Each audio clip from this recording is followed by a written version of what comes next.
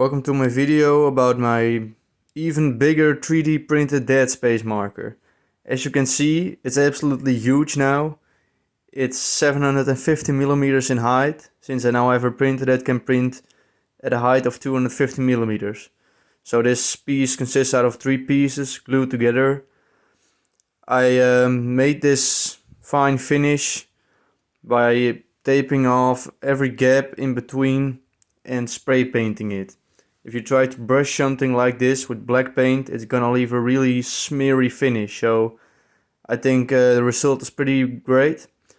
I would suggest you could probably also try using supports in between the layers and then paint it, and then afterwards remove the supports. That may also work, but I just taped it off.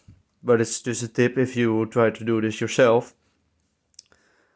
I have a drawing of how I did the LEDs. Just a regular LED strip hung up on 2 points at the top, and it really illuminates the sides pretty well. And I'll show you it in low light now. As you can see, the color really is quite flashy. I can also change the color of the marker itself, which is pretty cool, but I always just like to keep it on red, because that's mainly how it is in the game.